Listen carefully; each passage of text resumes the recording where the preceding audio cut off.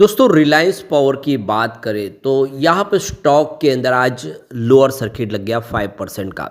अब इसके पीछे सबसे बड़ा रीज़न है बाजार में तूफानी गिरावट। कम से कम 1000 पॉइंट के ऊपर की गिरावट बीएसई सेंसेक्स में।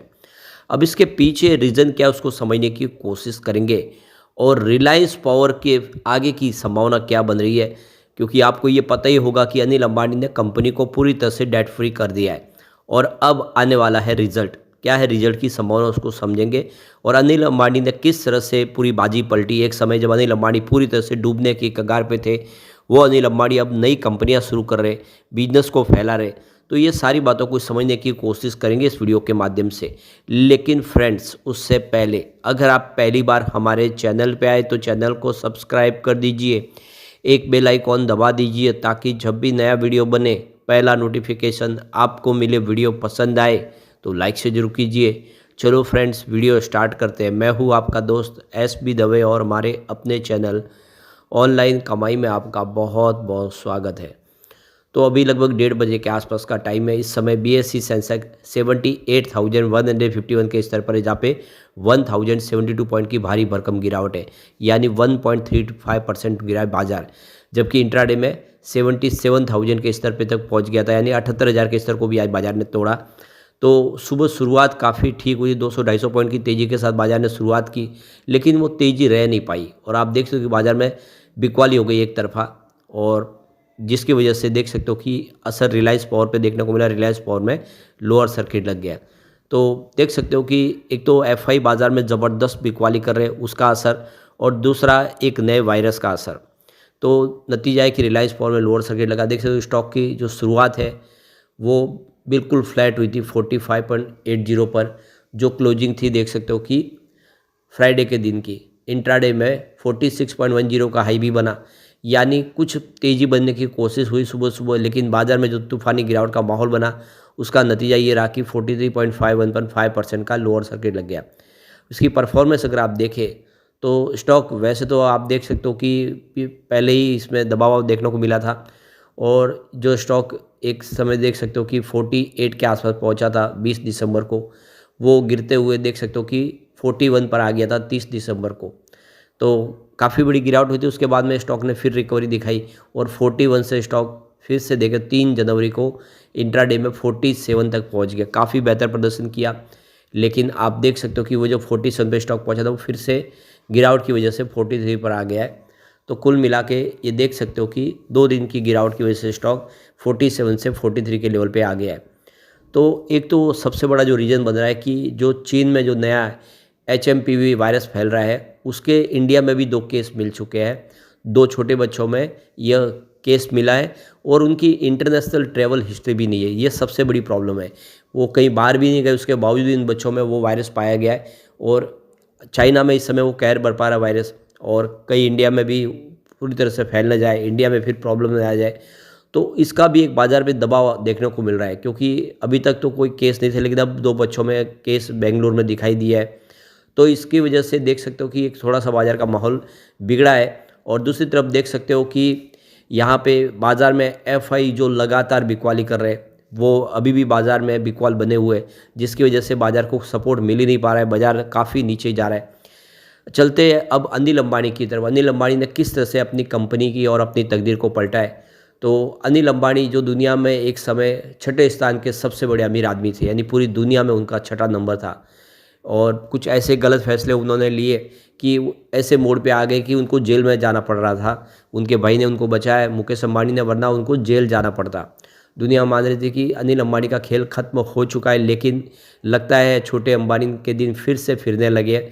और जिस तरह से अपनी प्रमुख कंपनियों के कर चुका रहे, उससे लोग ये सोचने पर मजबूर हो गए आखिर ऐसा क्या हुआ कि अनिल अंबानी फिर से ट्रैक पर आ रहे। तो ये देख सकते हो कि पिछले 6 महीनों में अनिल अंबानी ने बहुत सारे शानदार फैसले किए, जिससे रिवाइवल और मजबूत हुआ उनका। तो नए साल की शुरुआत में रिलायंस पावर ने बताया कि उसकी सब्सिडीज कंपनी शासन पावर ने 31 दिसंबर 2024 को IIFACL यूके के $150 मिलियन का कर चुका है। ये बुलेट पेमेंट समय पर करके कंपनी ने अपनी वित्तीय स्थिति को और मजबूत किया है। शासन पावर मध्य प्रदेश के में शासन में 3960 मेगावाट का एक अल्ट्रा मेगा पावर प्लांट है, और ये दुनिया का सबसे बड़ा कोयला आधारित पावर प्लांट है। ये इसका एक अचीवमेंट है और बहुत सारे राज्यों में इससे बिजली सप्लाई की जाती है।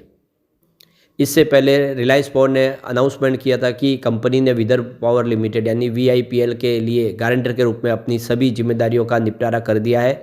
रिलायंस पावर ने CFM asset reconstruction company private limited के साथ में चल रहे तमाम विवादों का भी निपटारा कर लिया है। इस समझौते के तहत रिलायंस पावर की तरफ से दी गई कॉरपोरेट गारंटी के बदले VIPL ने 100% शेयर CFM के पास गिरवी रख दिए थे और वो सारे जो शेयर है वो अब फ्री कर लिए गए हैं और रिलायंस पावर अपने दायित्व से मुक्त हो गई है।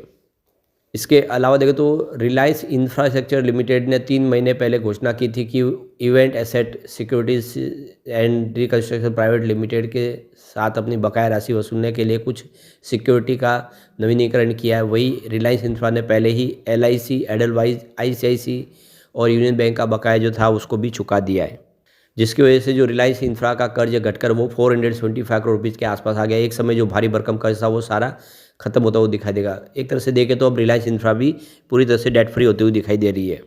कुछ समय पहले अगर देखें तो अनिल अंबानी के ऊपर लंदन की अदालत में जो केस चला था उसमें 2020 में दावा किया था कि उनकी आर्थिक स्थिति बेहद ख़राब है।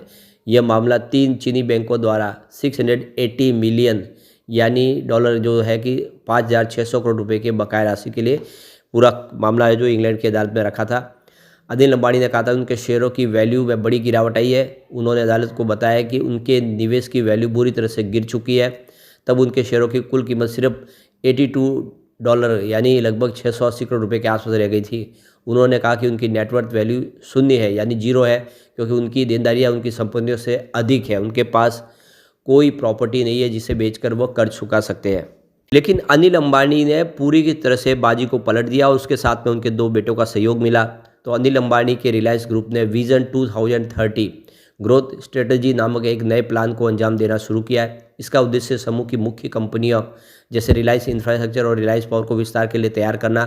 इस योजना के तहत 17,600 करोड़ रुपए जुटाने का प्लान है और रिलायंस ग्रुप कॉरपोरेट सेंटर यानी RGCC को स्थापित करने की योजना है जो समूह को रणनीतिक गाइडेंस देगा।